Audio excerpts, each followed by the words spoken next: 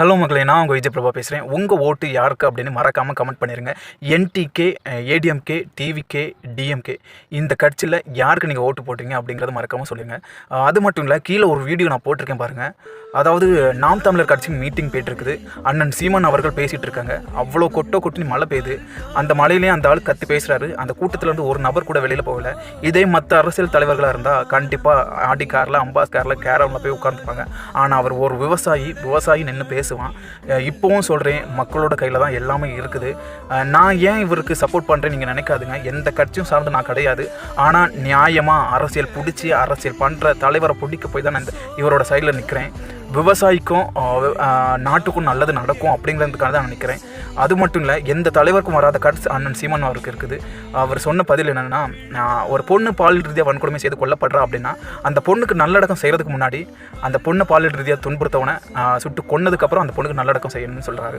எந்த தலைவரும் சொல்லலைங்க. அதே மாதிரி இன்னொரு விஷயம், எனக்கு டாஸ்மாக் மூலியமாக, மது விற்பனை மூலியமாக 50 கோடி வருமானம் வருது. அந்த வருமானம் எனக்கு தேவையில்லை, நான் விவசாயம் செஞ்சு ஈடு செய்கிறேன் அப்படிங்காங்க. உங்கள் ஊரில் அவங்க ஒரு மாவட்டத்தில் விதவைகள் பதிவு சட்டம்னு இருக்கும். போய் பாருங்கள், எத்தனை பொண்ணு கணவன் இல்லாமல், அப்பா இல்லாமல், அண்ணன் இல்லாமல், தம்பி இல்லாமல் எத்தனை பேர் பாடுபடுறாங்கன்னு போய் பாருங்கள். அதே மாதிரி ஊழல், உங்கள் ஊர் சைடில் பஞ்சாயத்து ஆஃபீஸ் தான், அந்த ஆஃபீஸில் இருக்கும். ஒரு அரை மணி நேரம் போய் டைம் இருந்ததுன்னா போய் பாருங்கள் என்னென்ன ஊழல் நடக்குது. எல்லாம் மாறணும், நாடு நல்லா இருக்கணும் அப்படின்னு நினச்சிங்கன்னா நாம் தமிழர் கட்சிக்கு ஓட்டு போடுங்க. அண்ணன் சீமான் அவர்களுக்கு ஓட்டு போடுங்க. கண்டிப்பாக நாடு நல்லாயிருக்கும், விவசாயம் நல்லாயிருக்கும். விவசாயம் இருந்தால் தான் நீங்கள், நான் எல்லாருமே சாப்பிட முடியும். மக்களாக இருந்து சிந்தித்து செயல்பட்டு ஓட்டு போடுங்க. நான் நிறைய பேர்கிட்ட சொல்கிறேன், நாம் தமிழர் கட்சி போடுங்க அப்படின்ட்டு.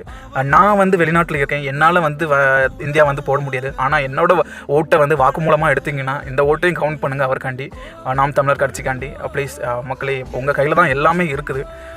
எந்த கட்சிக்கும் நான் சப்போர்ட் பண்ணி பேசலை. ஆனால் மக்களுக்காக நின்று மக்கள் சைடில் இருந்து யோசித்து நான் எடுத்த ஒரு முடிவு. தயவு செய்து, இன்றைக்கி நாங்கள் எங்கேயோ கடந்து கஷ்டப்படுறதுக்கு, ஊர்லேயே நாங்கள் பொழைச்சி எப்படியோ இருந்திருக்கலாம். பட் ஆனால் நம்ம நாடு அந்த மாதிரி நிலைமையில் நம்மளை தள்ளப்படுறாங்க. இதெல்லாம் மாறணும் அப்படின்னு நினச்சிங்கன்னா உங்கள் கையில் தான் இருக்குங்க.